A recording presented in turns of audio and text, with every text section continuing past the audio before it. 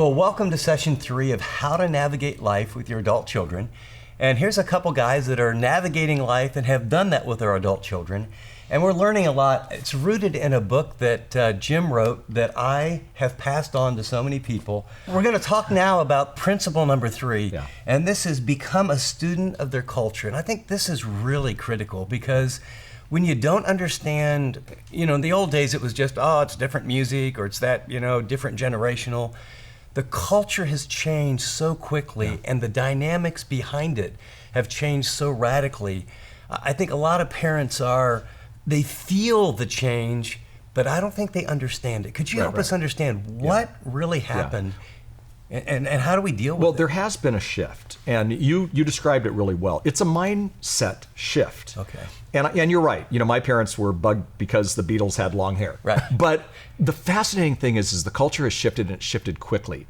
So what I'll say a lot of times to parents of adult children is we were never their age. We were 16, 18, 22, 24, 26, but we were never their age because they experienced so much so differently. Not only as children, for example, they saw the iPhone birthed. Right. We didn't. Yes. There were so many things like that changed. So I think the culture really has changed. And I think for a lot of us, we know that, but we don't become students of the culture. And so I think it's important for parents to not agree with everything that's changing in the culture, but to actually be students of the culture. For example, I just saw that Gen Z, which is the next generation coming up, 22 and under kind of, that there are twice as many atheists in Gen Z than is in the millennials. And we've been worried about the millennials, but that's going to help me understand this new generation of kids and what their mindset is. But we need to know some of the distinctives because I think we can parent better when we know the distinctives. So one of the distinctives is they're shaped by technology. It means that's how they're going to shop. That's how they're going to work. Have you been to a Starbucks lately? You can't find a place to sit. So because they're shaped by technology, we just have to understand that they have influences that we didn't have, and it's influenced quickly. They could be into a music group that really hasn't even produced an album yet, but because they've seen them on the internet, that because it's usually being produced first there, that they may be totally influenced by this. Yeah, my daughter said, oh Dad, I only listen to podcasts and we don't have a TV. We get all our information if I want to watch something on YouTube. But it's more than just technology and information. They have a different mindset too, don't they? And they have a different mindset that for some of us, as we're launching and we're releasing, what's it look like when you say, I need to be a student of their culture? What's behind that relationship? Well, another part of that is, you're right, we have to go a little deeper. For example, this generation, they don't live to work, they work to live. Yes. And so they're not going to get the gold watch by being someplace for 35 years. They're just probably not going to get that. And there's a positive side to that too, but it drives parents nuts. Right. I have a daughter who has a master's degree in business, and most every year she kind of changes. She's been up in your area. She's now moved down by us, but she moved from one great VC firm to another, and I'm like, whoa. Why? But that's just the norm. This is a generation that meanders towards responsibility, and it bugs parents like crazy. Yes. They meander toward marriage. Now, when you ask millennials, even Gen Z just coming up, what are the important factors in your life? They want to have a good marriage. They want to be good parents. But they're not going to be going to the latest Jim Burns seminar or read the big thick books. They're looking at podcasts. They're looking at 3-minute videos, maybe a TED Talk if they're really going to go for it. So one of the other points is that this generation views tolerance as a form of loving. Yeah. Sometimes that really struggles when you have a biblical worldview. I mean, I don't want to be narrow, but at the same time, I do believe the Bible, and they get frustrated at a point because of this tolerance. So even though we disagree, it's possible to produce what I call awe. And if you came into my office, right on my desk, it's a yellowed Post-it note now, but it says A period W period E period, and it stands for affection, warmth, and encouragement. And I think what we want to do, even in the midst of not totally understanding the culture or agreeing with the culture, is that we give them plenty of affection. Now, some choose to make poor choices, I think even sexually, not because they wanted sex. They craved affection. Yes. And they weren't getting it from home. And so I think we give them affection with lots of praise and whatnot. And then warmth is setting the tone. So you can disagree with your kids, and you can even disagree with some of the cultural decisions, but you can still set a tone of warmth. My mom did that. My dad was an alcoholic. We have a similar background growing up, and her dad was an alcoholic. And yet my mom set a tone in our home. So what that meant was, sure, she had issues, but she wasn't just always mad at us. And she could be. I mean, we were teens, my brothers and I, and we were raised in havoc, and my dad, same way.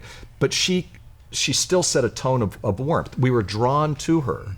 So in the midst of this millennial issue, we've got to learn what's different about it, but then we've got to be the people who give them lots of affection and warmth and encouragement. And it's possible to do that even when we are looking at a worldview differently than they are. A couple things come to my mind as you're talking about. One is I had one son go through a pretty decent season of rebellion, and he wasn't way out there morally, but was really challenged with his faith, and I met with him.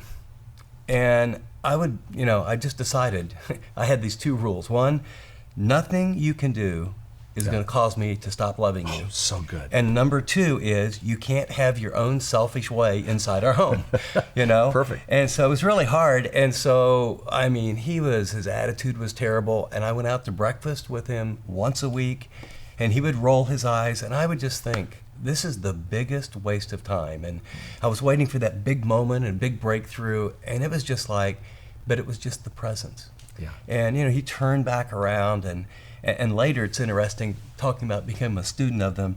He had this passion for music.